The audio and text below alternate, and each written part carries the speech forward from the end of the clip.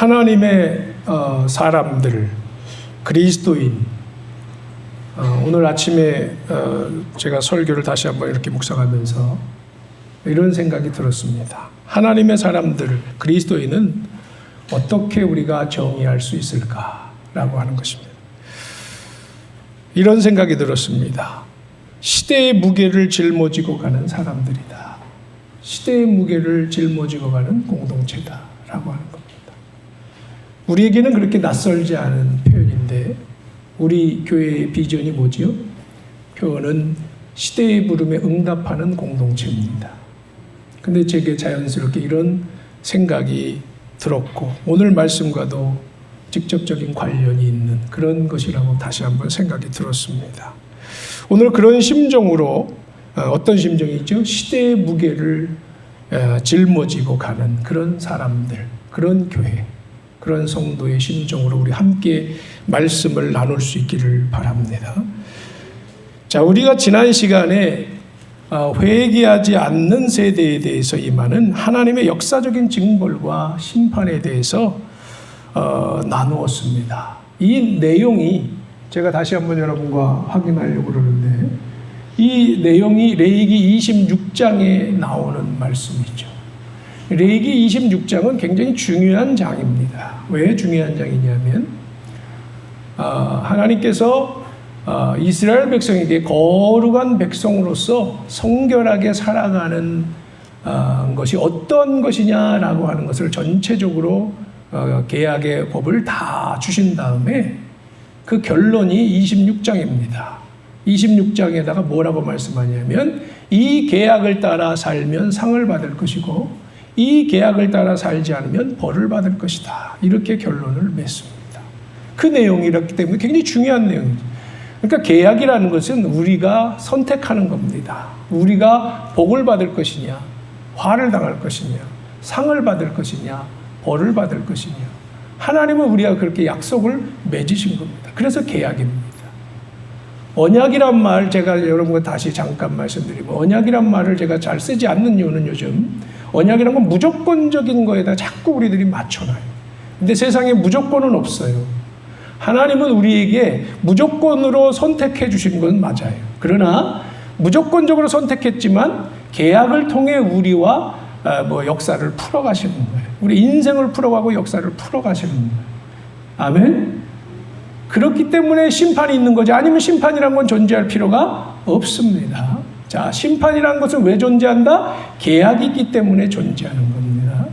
우리가 자꾸 이런 걸 잊어버려서 이 신약의 백성들이 이 복음의 참된 가치를 착각하고 오해하고 그래서 오류에 빠지게 되는 겁니다. 자, 오늘 그래서 이 마지막 이 레위기 26장의 결론을 우리가 짧게 다시 한번 정리하면 먼저 사람들이 말씀을 따라 살지 못하고 나아갈 때에 무슨 일이 발생하냐? 일반적인 경고가 떨어진다는 겁니다. 그 내용은 짧게 말하면 질병이라든지 몸이 약해진다든지 기업이 어려워진다든지 이런 고난과 역경이 찾아오게 되는 겁니다. 악재들이 찾아오게 돼요. 자, 이런데 이게 길게 다 얘기하지 않겠습니다. 이런 일이 벌어져도 사람들이 그런데 회개하지 않아. 하나님 백성들의 이야기입니다. 이것은 계약 백성들인데 그런데 법도대로 살지 않으니까 자꾸 이런 일이 오는데 그걸 깨닫지 못하고 회개하지 않아요. 그럼 무슨 일이 오냐 하면 7배의 역사. 제가 밑에 5단계로 이렇게 정리를 했습니다만은 7배로 치신다라고. 7배라고 완전하고 강력한 하나님의 심판이 임한다는 겁니다. 그 다음 단계로 넘어간다는 건데 그게 두 번째는 가뭄이에요. 흉년입니다. 오늘 제 이야기 다시 하는 이유는 오늘 본문의 말씀과 직결되기 때문에 제가 다시 설명하는 겁니다. 자, 가뭄, 흉년이 찾아오게 된다. 기업이 전체적으로 어려워지는 거예요. 그 공동체, 이스라엘 전체가 어려워지는 겁니다. 그런데 그것 갖고도 회개하자면 7배를 또 치신다는 겁니다. 그럼 무슨 일이 벌어지는 거예요? 경제가 완전히 무너지게 된다는 겁니다. 자, 그래서 이로 인해서 아주 경제의 파탄이 되고 그래서 텅 빈 사회가 되는 거예요. 텅 빈 사회가 된다. 그래서 실제로 한가하고 텅 비고 짐승도 죽고 기업이 다 무너져 가서 정말 사람이 살 수가 없는 그런 터전이 된다는 겁니다. 자, 그런데도 회개하지 않는다. 또 7배로 치십니다. 그럼 무슨 일이 벌어진다? 이제는 전쟁이라는 무서운 일이 발생한다는 겁니다. 그런데도 정신을 못 차리면 마지막에 뭐다? 멸망이란 전제 포로로 끌려가게 돼. 이스라엘이 실제로 이런 걸 다 겪었죠. 이런 일이 발생한다는 거예요. 이건 시작부터 이런 말씀을 주셨는데 이것이 현실이 되는 거예요, 역사 속에. 자, 이걸 마지막을 뭐라고 부른다? 따라합시다. 계약 파기. 계약이 파기되는 걸 말하는 거예요. 멸망당하는 건 계약을 파기되는 걸 말하는 거예요. 이스라엘이 2번 망하게 되는데 결국 예수님 당시에 예수님 이후에 망하게 되는 것은 완전한 파기를 말하는 거죠. 자, 계약 파기라고 하는 거 무서운 용어를 우리는 꼭 유념해야 합니다. 자, 이렇게 우리가 이제 정리해 보는데요. 이것은 그러니까 개인적인 차원을 넘어서 공동체적인 차원에서도 이해되고 국가적인 차원에서 그리고 지금 같은 이 지구촌 시대에서는 전 세계적인 차원에서 이런 모든 것을 바라볼 눈을 우리가 가져야 합니다. 지금 코로나 시대라고 하는 것은 뭘 우리에게 말하고 있습니까? 우리에게 아주 중요한 의미가 있는데 어떤 의미가 있습니까? 하나님의 심판이 지금 임하고 있다는 것을 말하고 있는 것입니다. 하나님의 무서운 심판이 지금 이루어지고 있다. 자, 그러면 여러분 우리가 이제 이 심판의 두 얼굴을 봐야 되는데 이 심판이라고 하는 것은 또 한 면에 의해서는 뭐냐면 여러분 계속 제가 여러분 설명드렸죠. 핵심은 뭐죠? 첫 번째 이런 어려움이 왔어요. 징벌이 왔어요. 뭐 하라는 거예요? 회개하라는 겁니다. 안 하니까 7배로 떨어지는 거. 안 하니까 7배로 떨어지는 거. 회개하라는 겁니다. 회개하면 어떻게 된다는 거죠? 놀라운 반전의 기회가 주어질 것이다. 지금 코로나같이 이렇게 심각한 상황이 있다. 이거는 우리에게 무서운 징계요 심판이지만 이 세계에 이것은 또한 우리에게 뭐라고 말씀하는 거다? 특히 교회에게 먼저 말하는 거예요. 하나님은 누구에게 먼저 말씀하신다? 교회에게 말씀하시는 거예요. 하나님 백성에게 말씀하시는 거예요. 뭐라고? 너희들이 먼저 회개하고 돌이키면 내가 이 시대에 세계를 구원할 수 있는 최고의 기회를 줄 것이다. 아멘. 이게 우리의 믿음이고 소망이어야 된다는 겁니다. 그래서 지금은 최고의 위기지만 최고의 기회가 되는 것이다 라고 여러분과 제가 함께 공감해야 된다는 것입니다. 심판은 아픈 거지만 아프지만 우리에겐 아픈 만큼 아주 중요한 기회가 되는 것입니다. 자, 오늘 이런 말씀들과 함께 전제와 함께 본문의 말씀으로 들어가려고 하는데 사실 본문 말씀 이전에 우리가 이제 지난 2시간의 이야기를 아주 간단하게 생각해 봐야 합니다. 2시간 전에 우리가 뭘 나눴죠? 사마리아 성이 포위되는 사건에 대해서 나누었습니다. 그렇죠? 맥주감사절이지만 우리가 그 본문에 대해서 나눴는데 그래서 무슨 이야기입니까? 이스라엘이 왕으로부터 엘리사의 요청대로 계약의 말씀을 따라 살지 않을 때 그들에게 사마리아 성이 포위되는 역사가 있어서 일시적으로 엄청난 경제적인 압박을 당하게 됐습니다. 자식까지 잡아먹는 일이 있었죠. 자, 무서운 일이 발생했습니다. 그렇죠? 그 이전에는 어땠죠? 엘리사가 아람에서부터 항상 지켜줬는데 갑자기 이런 일이 발생한 거예요. 왜? 하나님의 말씀을 듣지 않으니까 그런 일이 발생하는 겁니다. 자, 그러면 정신을 차렸어야 돼? 안 차렸어야 돼? 차렸어야 돼요. 그런데 차렸어요? 안 차렸어요? 안 차렸어요. 그러니까 무슨 몇 배가 임하는 거예요? 오늘 아까 말씀드렸잖아요. 몇 배? 7배가 임하는 거. 무슨 일이 발생했습니까? 지난 시간에 무슨 이야기 나눴죠? 수넴 여인의 이야기를 나눴습니다. 무슨 이야기입니까? 7년 가뭄이 들었습니다. 그죠? 여러분 오늘 이 확인할 수 있죠? 7년 가뭄이 들었습니다. 그래서 7년 가뭄 여러분 우리가 겪는다면 어떻게 될까요? 우리는 살 수가 없을 것입니다. 그런 엄청난 고통. 7년 가뭄은 어디서나 들은 거예요? 저 요셉이라는 사람의 이야기에서나 우리가 들어본 얘기인데 지금 이 나라에 이스라엘에 임했다는 겁니다. 엘리사 당시 엘리사가 있는데 이런 일이 있었다는 겁니다. 엘리사가 왜 그렇게 하도록 놔뒀을까요? 우리 잘 생각해 봐야 되는 거예요. 자, 무서운 일이 발생하는 거예요. 그런데 안타까운 건 그래도 정신을 차리지 못했다는 겁니다. 그래서 하나님께서는 오늘 이 본문의 말씀을 주시고 있다는 겁니다. 엘리사는 또 다른 사역을 이제 펼치고 있습니다. 오늘 내용이 바로 그 내용이다. 그런데 엘리사가 오늘 이런 사역을 하러 아람에 갔는데 가서 그가 이 일을 하다가 하사엘 앞에서 한없는 통곡을 했다. 이런 심정을 좀 우리가 함께 공감할 수 있기를 주님의 이름으로 간절히 축복합니다. 이게 얼마나 심각하고 중요한 이야기인지 정말 우리가 좀 오늘은 머리로 받지 말고 귀로 듣지 말고 가슴으로 함께 받을 수 있기를 주님의 이름으로 축복합니다. 정말 우리가 각성해야 됩니다. 오늘 먼저 엘리사의 사역을 통해서 첫 번째로 우리가 좀 깨달을 수 있는 것은 하나님을 우리는 뭐라고 표현하죠? 따라합시다. 역사의 주관자. 이 세상 역사를 주관하시는 분입니다. 뿐만 아니라 역사의 주관자이신 하나님께서는 세상 만민을 통치하시는 하나님이십니다. 아멘. 자, 세상 만민을 통치하시는 하나님이다. 그것을 우리가 이제 오늘 어떻게 느끼게 되냐면 오늘 엘리사가 어디로 갔다고요? 아람으로 갔습니다. 아람이란 나라는 이스라엘과 지금 적국입니다. 계속 이스라엘과 전쟁을 하고 싸우고 괴롭히던 그런 나라입니다. 그런데 갑자기 이 엘리사가 아람으로 갔어요. 아람으로 가서 지금 새로운 왕을 세우려고 하는 이런 일을 하고 있습니다. 그것도 자기 나라 왕이 아니야. 이스라엘의 왕이 아니라 아람의 왕을 세우려고 간 거예요. 지금 시리아라는 나라 아닙니까? 이 나라로 간 겁니다. 참 신기하죠. 시리아로부터 그렇게 항상 레이다 역할하고 파스쿠네 역할하면서 이스라엘을 지켜줬던 이스라엘의 군대와 마병이었던 이 엘리사가 왜 이런 일을 해야 할까? 우리는 참 의문이 아닐 수가 없는데, 자, 사실은 이 일의 배경이 있습니다. 열왕기상 19장에 보면 엘리야에게 하나님께서 명령을 하신 내용이 있습니다. 뭐냐면 네가 세 사람을 세워라 이렇게 말씀을 합니다. 세 사람을 세우는데 첫 번째 사람은 예언자 엘리사요. 엘리사 세웠죠. 엘리사요. 두 번째 사람은 오늘 세우는 이 아람의 왕 하사엘입니다. 또 세 번째 사람이 있는데 그 사람은 우리가 다음 시간에 볼 이스라엘 왕 예후라고 하는 사람입니다.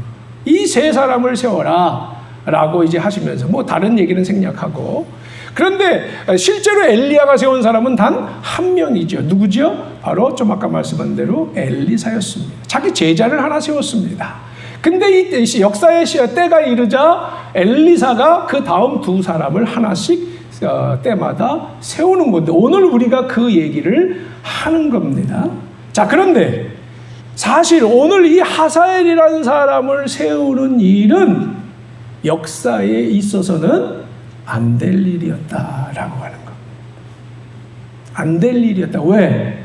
그것이 이스라엘에게 어떤 악재가 되는 것인지를 우리는 알기 때문인 것입니다. 그러나 안타깝게도 사람이 어리석어서 결국 하사엘이라는 아람 왕을 세워서 이스라엘을 괴롭히게 하기 시작하신다는 겁니다. 그걸 준비하시는 겁니다. 자, 안타까운 얘기죠. 여러분, 이걸 통해서 우리는 다시 한번 분명하게 새겨야 될 것이 있는데, 하나님의 징계와 심판은 전적으로, 따라합시다, 전적으로 사람에게 달렸습니다. 우린 자꾸요, 급할 때는 하나님한테 다 떠넘겨요. 그럴 때 하나님은 항상 그렇게 말씀하시는 것을 귀 기울여 들으시기 바랍니다. 나는 너에게 다 맡겼다. 따라합시다. 나는 너에게 다 맡겼다. 말씀도 주시고 모든 걸 다 주셨어요. 예수님도 주시고 모든 걸 생명까지 바치시면서 다 맡기셨습니다. 그런데 자꾸 우리는 하나님한테 탓하고 하나님한테 뭐 찾고 그러는데요. 자, 하나님 우리에게 다 주신 줄로 믿습니다. 다 맡기신 줄로 믿습니다. 우리의 판단에 의해서 세상은 움직여가는 거예요. 지금 세상이 왜 이렇게 됐어요? 코로나 왜 하나님이 안 막아주세요? 하나님 뭐라 그러신다고요? 너희가 그렇게 만들었잖아 라고 말씀하는. 우리는 그걸 괴로워해야 돼요. 우리의 책임입니다. 우리가 어디 감히 하나님한테 이걸 탓해요? 기도한다고 해결될까요? 여러분, 그 기도도 방향이 잘못 잡히면 아무 소용이 없습니다. 이걸 분명하게 우리는 오늘 인식해야 합니다. 자, 기도가 어떤 방향으로 가야 되는지 제가 오늘 결론을 맺겠습니다만은, 어쨌든지 이제 우리는 여기서 깨닫게 되는 건 역사의 주관자이신 하나님께서는 또 하나, 그래서 더 이제 우리가 더 나가서 아까 세상 만민을 통치하신다고 그랬는데, 그렇지 않습니까? 오늘 이방의 왕까지 세우시는 이야기를 통해서 우리는 분명하게 깨닫습니다. 하나님은 이스라엘만의 하나님이 아니라 이방 민족에게도 여전히 동일하게 하나님이시다라고 하는 것을 우리는 분명하게 알게 되고, 모든 민족과 나라를 사랑하시고 다스리시는 분이시다. 아멘. 자, 이것을 우리는 선언해야 되는 것이죠. 그런 의미에서 제가 여러분과 이 예언서에 있는 내용이기 때문에, 그리고 보통들 이런 부분에 대해서 좀 정리가 안 되는 것을 제가 많이 느낍니다. 그래서 잠시 이거 열방을 하나님이 어떤 눈으로 바라보실까라고 하는 걸 이해시키기 위해서 여러분과 함께 말씀을 좀 나눠보려고 합니다. 이방 나라들, 우리는 열방이라고 부르는데요. 자, 어떻게 바라보실까? 이것을 가장 잘 설명하는 부분을 제가 예언서를 공부하다가, 개인적으로 공부하다가 깨달은 바가 있어서 여러분과 함께 좀 다뤄보려고 합니다. 여러분, 예언서마다, 다른 데서는 우리가 잘 드러나지 않는데 예언서마다 특징이 하나가 있습니다. 이사야, 예레미야, 에스겔, 이건 긴 성경들인데요. 또 소예언서 안에도 또 나름 이제 몇 장씩 되는 데는 반드시 들어가 있는 구절들이 있는데, 뭐냐? 열방, 이방에 대한 심판 예언입니다. 꼭 들어가 있습니다. 여러분이 아마 찾아보시면 그 특징을 발견할 수 있을 텐데, 그런데 사실 성경 읽다 보면 지루한 부분이 있죠. 족보가 지루하고 레위기가 지루하고 여러 가지가 지루한데요. 그런데 또 하나 지루한 부분이 바로 예언서에서 이방 나라들에 대한 얘기가 제일 지루합니다. 근데요, 여러분, 지루한 부분들의 특징이 하나가 있습니다. 지루한 부분을 잘 읽으면 지루한 것이 아니라 굉장히 중요한 영적 의미가 있다라고 하는 겁니다. 오늘 마찬가지죠. 이 예언서에서 이방 나라들을 왜 그렇게 특히 예언자들은 계속해서 예언자마다 그들에 대해서 심판을 예언하고 그들을 다루고 있는가 궁금하지 않습니까? 자, 하나님의 눈으로 보면 굉장히 중요한데, 또 그들을 그럼 하나님은 그 심판할 때 고소하다, 심판하시는구나, 저 이방의 나쁜 나라들, 이렇게 생각할 수도 있을 텐데 과연 그럴까요? 자, 우리가 이 부분에 대해서 가장 잘 표현하고 있는 부분이 이사야서 15장, 16장에 나오는 모압에 대한 심판에서 잘 드러내주고 있습니다. 자, 요 구절을 제가 이제 여러분과 함께 잠시 살펴보려고 하는데요. 자, 모압, 먼저 이사야서 15장 1절의 내용입니다. 한번 읽어보겠습니다. 시작. 모압에 관한 경고라. 하룻밤에 모압 알이 망하여 황폐할 것이며 하룻밤에 모압 기르가 망하여 황폐할 것이다. 이 알과 기르라고 하는 건 도시들을 말하는 거예요. 모압의 큰 도시들을 말하는 건데, 이 도시들이 다 무너지고, 그러니까 모압이 망한다는 것을 지금 이렇게 표현하고 있는 것, 황폐하게 될 것이다, 심판을 지금 선언하고 있습니다. 그렇다면 이제 우리는 더 질문을 해봐야 되는데, 망해야 되는 이유가 무엇입니까? 이렇게 우리는 물어봐야 되겠죠. 망해야 되는 이유, 16장 6절을 한번 읽어봅니다. 시작. 우리가 모압이 교만하다는 소리를 들었다. 그들이 매우 교만하고 오만하고 거만하여 화를 잘 내지만 사실 그들은 허풍뿐이라는 것도 들어서 알고 있다. 자, 핵심이 뭐죠? 모압이 교만하다는 것. 그렇기 때문에 하나님은 모압을 치실 것이다, 결국 망하게 하실 것이다 라고 하는 겁니다. 자, 그럼 여러분, 교만하다, 교만하지 말아야지, 우리가 이렇게 생각할 수 있는데, 그럼 교만, 성경이 말하는 교만, 이사야서에서 예언자가 말하는 교만이란 건 뭘 말할까요? 자, 여기 이제 이사야서에 나오는 이야기를 통해서 제가 여러분과 그 교만의 실체를 말씀드리도록 합니다. 교만한 이들의 핵심은 뭐냐? 따라합시다. 공평과 정의가 결핍된 것입니다. 뭐가 결핍됐다? 공평과 정의. 여러분, 계약법, 율법이라고 하는 것의 핵심 내용이 뭐지요? 공평과 정의. 제가 여러분과 이미 나누었습니다. 미시파트와 체다카라고 하는 이 말이 바로 공평과 정의, 혹은 정의와 사랑, 여러 가지로 표현할 수가 있는데요, 해석하다 보면 어쨌든지 공평과 정의라고 하는 건데, 오늘 이사야는 그것이 그들에게 없다라고 말합니다. 구체적으로 보면 포도 농산물을 수출을 통해서 부를 획득한 이 모압인데, 모압의 귀족층과 지배층의 교만은 국제적으로 소문이 나 있었다는 것입니다. 자, 모압의 교만은 가난한 사람들을 박해하고 억울하게 한 죄다라고 하는 겁니다. 가난하고 힘없고 연약한 사람들을 힘들게 하고 고통스럽게 하고 핍박한다는 것입니다. 이게 예언자 이사야의 표현입니다. 약자를 불쌍히 여기지 않고 오히려 그들을 자신들의 탐욕을 위해 착취하고 괴롭히는 것입니다. 불의하고 불공평한 체제는 결국 그래서 멸망할 수밖에 없다는 것을 이사야는 이 사건을 통해서 보여주고 있는 것입니다. 자, 이러한 멸망은 고통스럽지만 이렇게 해서 모압이 멸망해야 무슨 일이 발생하는 거지요? 그 백성들이 다시 살 수 있는 희망을 얻을 수 있기 때문입니다. 여러분, 우리가 중국 공산 체제라든지 북한 체제라든지 왜 멸망을 한편으로 기대하고 있습니까? 그들의 체제로 인해서 수많은 백성들이 지금 고통받고 있기 때문에 10몇억의 백성이 고통받고 있고 또 수천만 명의 우리 동족이 고통받고 있기 때문에 그 체제에 대한 무너짐을 우리는 기대하는 면이 있지 않습니까? 오늘 그런 관점에서 똑같이 바라볼 수 있다라고 하는 것입니다.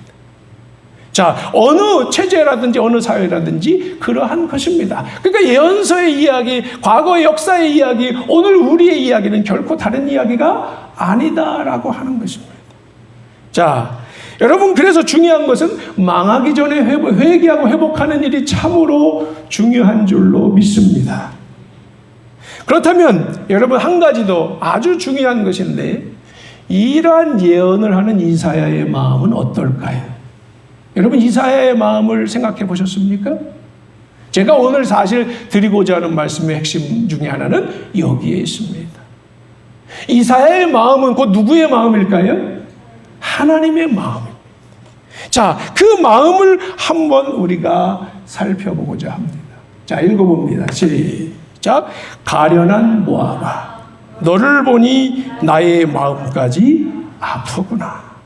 내 마음이 모압을 위하여 부르짖는구나. 앞에 있는 건 제가 표현했습니다. 세번역이고 밑에 있는 거는 같은 구절의 개역 개정입니다. 내 마음이 모압을 위해 부르짖는다. 뭘 위해 부르짖습니까? 앞에 나오잖아요. 가련한 모압이 멸망하는 걸 두고 볼 수가 없는 것입니다.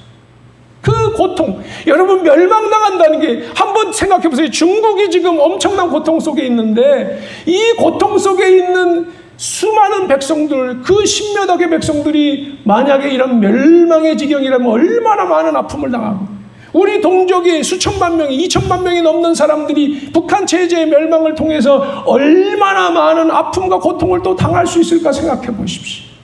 여러분, 우리는 그저 쉽게 멸망해야 돼 라고 말할 수 있을까요? 참으로 우리는 심각하게 이것을 고민하지 않을 수가 없는 것입니다. 정말 하나님이 가장 좋은 길 인도하시기를 바라시지만, 그래서 우리가 정말 그들에게 그러한 심정을 전해줘야 되고 마음을 모아야 되겠지만은 정말 우리는 이 두 가지 마음을 갖지 않을 수가 없는 것입니다. 그냥 단순하게 못됐으니까 망해야 돼 라고 말하기 전에 그 체제 속에서 당하는 이들의 아픔을 생각하고 정말로 그걸로 인해 당할 그 고통을 생각하고, 우리는 그래서 정말 눈물 어린 심정으로 이 모든 일들을 바라보고 생각하는, 이게 정말 저는 그리스도인이요 하나님의 백성인 줄로 믿습니다. 저는 이사야의 이 말씀을 통해서 정말 제가 예언서를 공부하다가 엄청난 은혜를 받고 저 자신을 돌아봤어요. 자, 그런데 우리에게는 사실 이 마음이 별로 없습니다. 좌측에서는 우측을 수없이 욕하고 좌측은 두둔하고, 지금도 그러고 있지 않습니까? 두 분의 죽음을 통해서 우리는 서로 그냥 상대방만 공격하지 정말로 그들의 인격과 그들의 삶을 우리가 존중해 주지 못하고, 그렇죠? 제가 그래서 하도 그런 분들을 향해서 글을 하나 제가 개인적으로 올렸어요. 우리 소그룹이지만 저는 저들의 치열한 삶과 그들의 삶의 무게보다 가벼워서 그들을 평가할 수가 없겠습니다. 그랬더니 어떤 분이 그러더라고요. 은혜 받았다고. 여러분, 그거 은혜 받았다는 소리를 들으려고 하는 게 아니라 우리가 함부로 남을 그렇게 평가할 수 있는 수준이 되어서는 안 됩니다. 겸손해야 되고 정말 우리가 하나님의 마음, 이사야의 마음을 좀 가져야 될 줄로 믿습니다. 오늘 우리는 너무 쉽게 세상을 바라보고 남을 함부로 평가하고 있습니다. 정말 심각해요. 이 나라가 이러다가 정말 망조로 접어드는 게 아닌가. 정말 그런 걱정이 좀 큽니다. 자, 여러분, 그래서 우리가 북한이든 중국이든 일본이든 정말 어느 나라든지 우리가 함부로 말하지 않기를 주님의 이름으로 간절히 부탁드립니다. 오늘 이 심정을 좀 느끼시기를 바랍니다. 예언자의 심정, 하나님의 심정. 그 심정으로 거기에 있는 백성들을 생각하면서 그들을 불쌍히 여기면서 우리가 어떻게 기도해야 될지를 고민하고 저들과 함께 어떻게 마음을 나눠야 될지를 고민하는 그런 성숙한 주님의 백성들이 되기를 주님의 이름으로 간절히 축복합니다. 자, 그래서 그런 심정으로 저는 시간이 갔지만 두 가지를 여러분과 함께 이제 말씀을 드리려고 하는데, 두 가지는 동전의 앞뒷면입니다. 먼저 짧게 해서 오늘 정리 좀 해보려고 그러는데요. 그리스도인 하나님의 백성 공동체라고 하는 것은 세상을 향한 책임을 가지고 있습니다. 무슨 책임을 가지고 있죠? 바로 오늘 모압과 같은 이 나라들이 망해가고 있는데 이 부분에 대한 책임, 열방에 대한 책임을 져야 되는 거 아닙니까? 자, 그래서 이 열방, 무너져가는 열방을 구원해야 되는 사명감으로 우리는 항상 나아가야 된다라고 하는 거죠. 오늘 이사야 예언자는 이제 여기 보십시오. 16장 3절 4절 한번 읽어보겠습니다. 시작. 그들이 유다 백성에게 애원한다. 우리가 어떻게 하여야 할지 말하여 주십시오. 우리를 위하여 중재하여 주십시오. 뜨거운 대낮에 시원한 그늘을 들이우는 나무처럼 우리가 그대의 그늘에서 쉴 수 있도록 보호하여 주십시오. 우리는 피난민입니다. 아무도 우리를 해치지 못할 곳에 우리를 숨겨 주십시오. 우리가 이 땅에서 살도록 허락하여 주십시오. 우리를 죽이려고 하는 자들에게서 우리를 보호하여 주십시오. 여러분, 누가 누구에게 부탁하는 거죠? 모압이 이스라엘에게 지금 부탁하고 있는 겁니다. 미래에 이런 일이 있을 것이라는 겁니다. 무슨 뜻인지 이해가 되셨습니까? 여러분, 모압이 이스라엘 공동체의 품에 들어와야 그들의 진정한 자유와 구원이 있다는 것을 말하는 겁니다. 제발 그렇게 해달라고 요청하고 있는 걸 말하는 겁니다. 아멘. 이런 일이 있어야 되는 줄로 믿습니다. 중국이, 일본이, 북한이 한국 교회의 힘에 의해서 우리를 좀 이끌어 달라고 말하는 일이 있어야 될 줄로 믿습니다. 이런 일이 있어야 된다는 겁니다. 자, 이 모압이 이스라엘을 의지하고 그 통치를 받으면 어떻게 될까요? 자, 그러면 그 통치를 받으면 어떻게 될까? 이것도 중요한 구절인데 읽어보세요. 시작. 폭력이 사라지고 파괴가 그치고 압제자들이 이 땅에서 자취를 감출 것이다. 다윗의 가문에서 왕이 나와 신실과 사랑으로 그 백성을 다스릴 것이다. 옳은 일이면 지체하지 않고 하고 정의를 이루는 것을 보여줄 것이다. 아멘. 자, 무슨 말입니까? 이스라엘이 다스릴 때 이런 일이 일어난다는, 무슨 일이 일어나요? 폭력이 사라지고 파괴가 그치고 압제자들이 이 땅에서 자취를 감추는 일이 발생하고, 다시 말씀, 아까 공평과 정의 말했지만은 공평과 정의가 실현되게 될 것이다. 아멘. 이스라엘이 다스린다. 여러분, 근데 한번 생각해 보세요. 오늘 지금 이스라엘이 다스리는 나라가 지금 그렇게 되고 있어요? 그렇지 않죠. 그렇지 않지만 이스라엘이 다스린다는 건 여기서 전제는 뭘 말하는 거죠? 하나님의 계약이 그들에게서 실천되고 있다는 걸 전제하는 것입니다. 하나님의 계약의 권세가 이스라엘을 지배하게 될 때 이스라엘은 이 열방 세계를 향해서 이러한 권능으로 이제 사람들을 품어줄 수가 있게 된다는 것을 말하는 것입니다. 정의와 공의가 실현되는 거룩한 계약에 의해서 움직여지는 정말 위대한 나라, 그런 나라가 이스라엘이 되어 있다는 것을 전제하는 것입니다. 자, 여러분, 특히 오늘 이 구절에서 우리가 예수님을 느끼게 하는 구절이 나오죠. 다윗의 가문에서 왕이 나오셔서 결국 정의와 공의를 실현하신다는 겁니다. 예수님은 뭐 하시는 분이다? 정의와 공의를 실현하시는 분. 따뜻하, 정의와 공의를 실현하시는 분. 예레미야도 이렇게 표현한 적이 있습니다. 이제 다윗의 후손 중에 누가 오셔서 이제 그 후손이 오셔서 왕으로 오셔서 정의와 공의를 실현하실 것이다. 이렇게 말씀한 적이 있습니다. 자, 예수님은 뭐 하시는 분이라고요? 다시 정의와 공의를 실현하시는 분이에요. 성경의 이러한 계약의 정신은 절대로 변하지 않습니다. 변할 수가 없죠. 왜? 세상을 창조하시고 통치하시는 법인데 어떻게 그것이 바뀔 수 있습니까? 그건 바뀔 수 있는 게 아닙니다. 예수님은 십자가의 사역을 통해 그것을 완성하신 것이죠. 새 계약으로 선포하신 것이죠. 사람이 어리석어 옛 계약에 실패한 것을 새 계약으로 완성하신 것뿐이지 그것은 사라질 수 있는 것이 아닌 것입니다. 아멘. 자, 그렇기 때문에 우리는 이제 이 구원 방식은 오로지 계약의 법뿐이 없다. 그래서 정의와 공의를 실현하는 것뿐이 없다라고 하는 것을 분명하게 인식하면서 이러한 기준을 가지고 이제 예수 그리스도의 십자가의 도를 따라서 인도받으며 우리가 철저한 계약 백성답게 무장해서 정말로 이제 우리의 무장을 통해서 우리와 함께하는 이 세대, 이 시대의 수많은 나라들과 백성들을 구원하는 사명을 가슴에 품고 나아가야 될 줄로 믿습니다. 이게 교회의 사명이고 우리 교회는 앞장서서 그런 정신과 믿음을 가지고 나아가야 할 것입니다. 자, 오늘 그런 심정으로 정말 이 시대를 바라봐야 돼. 엘리사가 그 심정을 품은 것이고 바로 이제 하나님 백성들이 그래야 되는데 하나님이 이 위기의 지구촌을 향해서 그런 심정으로 바라보신다는 것을 우리는 꼭 생각할 수 있는 저와 여러분이 돼야 될 줄로 믿습니다.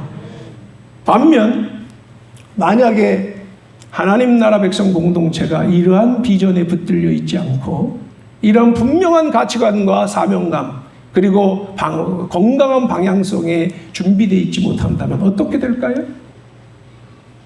오늘 본문의 일이 일어나는 것입니다. 오늘 본문의 일이 무엇입니까? 아람이라고 하는 나라가 몽둥이로 바뀌는 것입니다. 여러분, 나아만 당시만 해도 나아만 어떤 일이 있었어요? 우리가 이전에 살펴보던 사건들 어떤 일이 있었어요? 그들이 싸우러 왔다가 그들이 힘으로 왔다가 그들이 여러 가지 이유로 왔다가 이스라엘 앞에 순한 양이 돼서 돌아가지 않았습니까? 아멘. 순한 양이 돼서 돌아갔습니다. 그런데 갑자기 이제 아람은 뭘로 바뀌는 거죠? 몽둥이로 바뀌는 것입니다. 저는 그래서 여러분에게 이렇게 말씀드리고 싶어요. 자, 우리의 주변 나라들, 중국이든지 북한이든지 좀 우리에게 직결되어 있는 나라들이기 때문에 이 나라들은 우리의 밥이 될 수도 있고 몽둥이가 될 수도 있습니다. 지금 자꾸 몽둥이로 바뀌어가고 있어요, 여러분. 심각하게 들으시기 바랍니다. 몽둥이로 바뀌어가고 있어요. 뭘로 바꿔야 돼요? 밥으로 바꿔야 돼요. 먹어야지. 우리가 먹힌다는 건 엄청난 고통을 말하는 거예요. 아까도 제가 말씀드렸잖아요. 나라가 무너지고 체제가 무너진다는 건 이건 엄청난 얘기인데 지금 좌우를 막론하고 정신들을 못 차리고 있어요. 그런데 더 슬픈 것은 교회가 뭘 어떻게 해야 되는지를 모르고 있다는 겁니다. 여러분, 저는 아까도 그래서 광고 시간에도 말씀드렸습니다만 교회가 회복할 것을 회복하지 못하면 교회는 더 세상에 망신을 당하게 될 것이고 더 나가서 더 무서운 것은 이 나라 체제는 무너질 수도 있는 거고요. 하나님 어떤 식으로 우리를 치실지 모르는 겁니다. 이건 여러분에게 제가 겁주는 게 아니에요. 그러지 않기를 바라는 심정으로 우리가 함께 정말 회개하고 각성하는 심정으로 다시 한번 우리를 돌아보자는 말씀입니다. 오늘의 말씀이 우리에게 그렇게 다가오지 않습니까, 여러분? 자, 오늘 그런 얘기예요. 하사엘, 이 얘기 다 아시잖아요. 하사엘을 세우는 겁니다. 원래 베나닷 왕이 현재 왕인데 병이 들었어요. 베나닷은 자기 병이 낫고 싶은데 마침 엘리사라고 하는 아주 영험한 분이 왔다 그러니까 그 사람이 전쟁으로도 자기를 괴롭히긴 했지만은 그래도 나아만을 고쳐주기도 한 사람 아닙니까? 다 알고 있지요. 그러니까 이 사람에게 내가 병이 나을 수 있는가 좀 물어봐 달라. 그 신복이었던 하사엘이 찾아가서 어떻게 될까요? 라고 묻는데 야, 어차피 그 왕은 죽을 건데 너는 가서 살 거라고 말하고 내가 그를 이어서 왕이 될 것이다. 이렇게 말하는 거죠.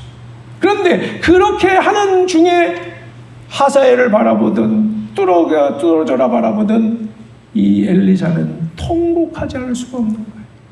왜 그렇습니까? 이스라엘이 그로 인해 짓밟힐 것이 너무도 두렵고 떨리고 끔찍한 얘기이기 때문인 것입니다.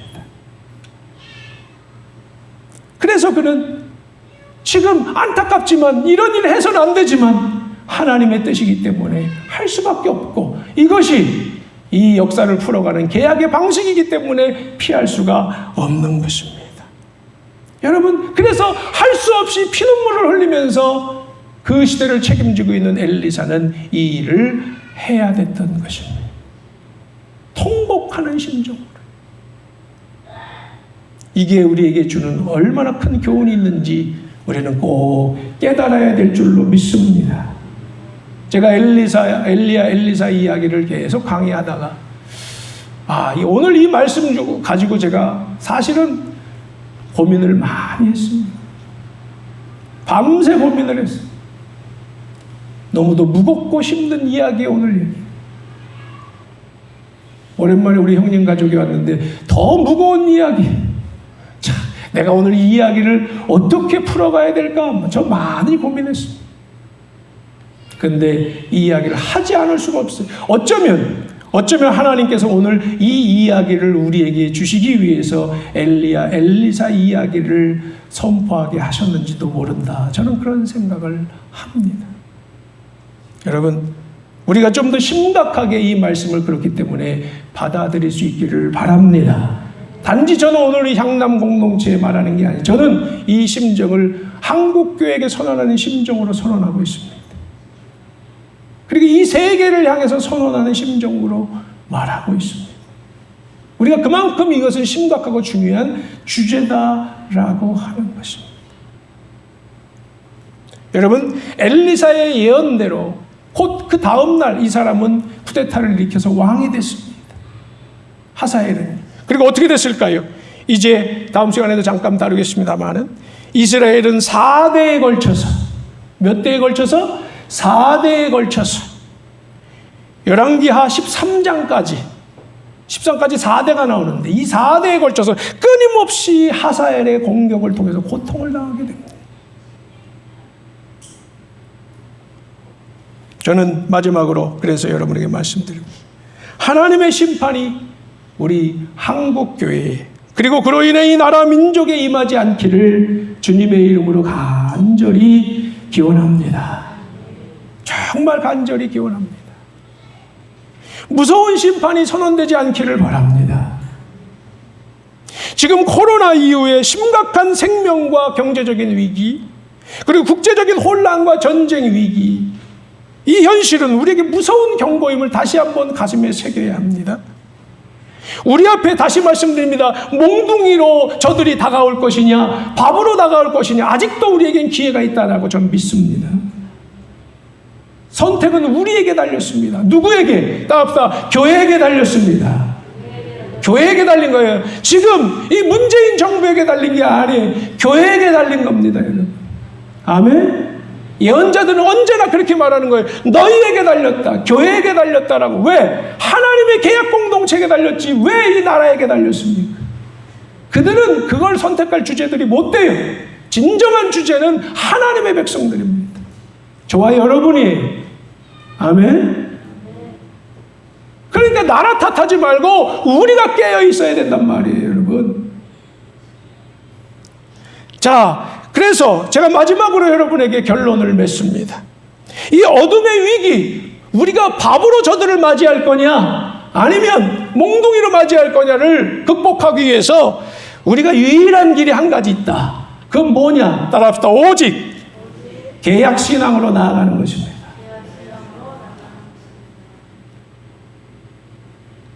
이건 아까 얘기했던 자, 계약신앙. 계약신앙에는 두 가지가 있습니다. 크게 나눠보면 여러분 이해를 위해서 오늘도 찬양 속에서 우리 집사님과 또 찬양팀이 준비했는데 정말 성경을 바르게 알아야 된다.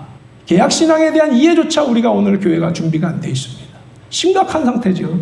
자, 계약신앙에 대한 바른 이해. 이런 이해들을 우리는 끊임없이 나눠왔습니다. 바로 이해하시기 바라고. 그리고 이해한 대로 또 이 머리만 갖고는 안 되는 거예요. 삶의 실천이 따라야 되는데 그게 십자가의 영성입니다. 계약 실천의 내용들, 여러분 계약 실천의 내용들은 이 안에 있습니다. 이 안에도 바른 이해가 들어가 있지요. 끊임없이 저는 여러분과 함께 이것을 갖고 씨름해 왔고 이 안에 있는 내용들, 실천 내용들은 우리 자신을 쳐서 복종시키는 자기 십자가 지는 훈련들입니다. 아주 기본적인 것들이에요. 이것만이 있다는 게 아니에요. 우리가 기본적으로 거룩한 백성들이 지켜야 될, 이거는 어느 시대에나 필요한 이야기들인데, 이야기들을 담아내고 있는 것이고, 자, 이런 것들을 하고 또 십계명이라든지 이런 굉장히 중요한 것들을 우리가 얼마나 잘 지키고 있는가 돌아보면서 매일마다 우리가 훈련하고 계약을 실천하기 위해서 씨름해야 될 줄로 믿습니다. 좀 더 이 계약 실천에 관해서 두 축으로 나누면 한번 따라합시다. 말씀 순종. 이 씨름하는 것도 중요하지만 또 하나 제가 마지막으로 여러분에게 부탁하고 싶은 것은 기도하는 일입니다. 요즘 나라에서는 모이지 마라, 모여도 뭐 하지 마라 이러고 있는데, 저는 여러분 수요일 날 오십시오, 언제 오십시오, 뭐 오십시오, 이것도 이게 앞뒤가 안 맞는 얘기인 것 같고, 이게 컨셉이 안 맞아요. 제가 많이 고민하다가, 그럼 우리가 같이 할 수 있는 일이 정말로 한 가지라도 있으면 무엇일까? 다가 뭐가라고요? 기도입니다. 어떻게? 그래서 제가 연구를 했어요. 고민하다가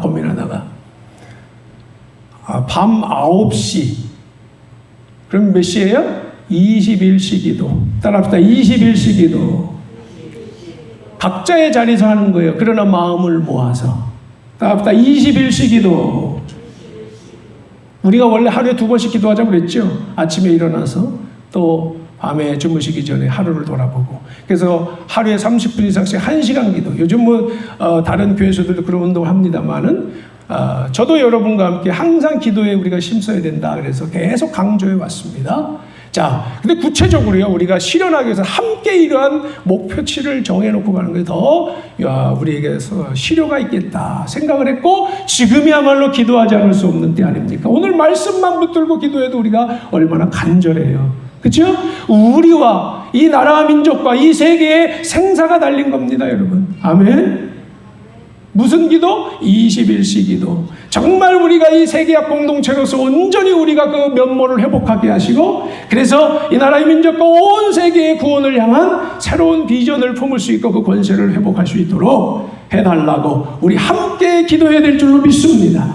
지금 우리 약한 교우들을 위해서도 기도해 주시되, 정말 더 궁극적으로는 이러한 계약 공동체의 모습을 회복하기 위해서 기도하는 거예요. 자, 기도가 길인 줄로 믿습니다. 기도가 힘입니다. 아멘.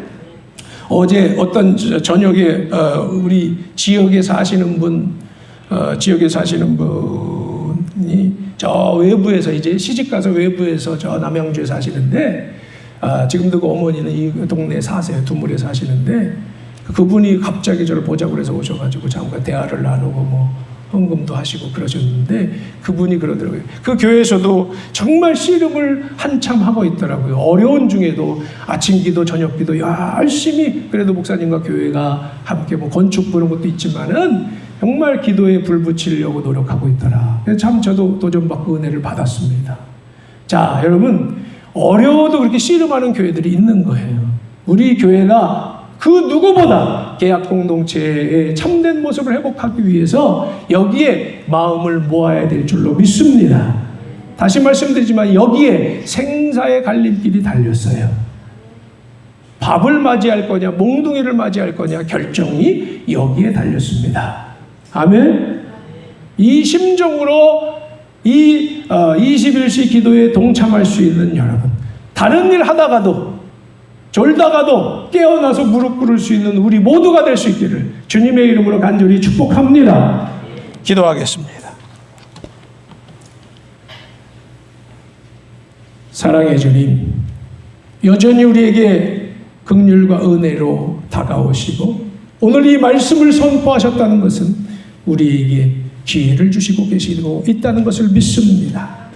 오늘 우리가 아직도 부족하고 연약하여 온전히 세워지지 못한 계약 공동체의 모습, 우리가 진실로 주님 앞에 부끄러운 심정과 회개하는 마음으로 기도드립니다.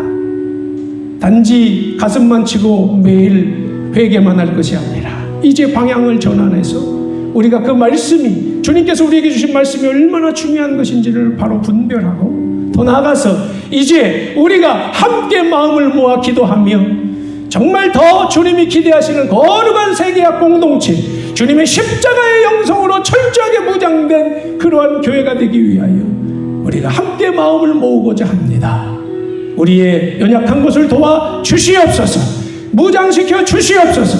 그래서 함께 마음을 모아 새로운 생명의 권세를 가지고 우리가 함께 무장하고 세상의 것을 전파하고 나눠주고 정언할 수 있는 그러한 교회가 되게 하여 주시옵소서. 그래서 세상을 주님의 심정으로 다스리며 섬기며 헌신할 수 있는 그런 주님의 진정한 권세가 있는 교회가 되게 하여 주시옵소서. 예수님의 이름으로 기도드리옵나이다.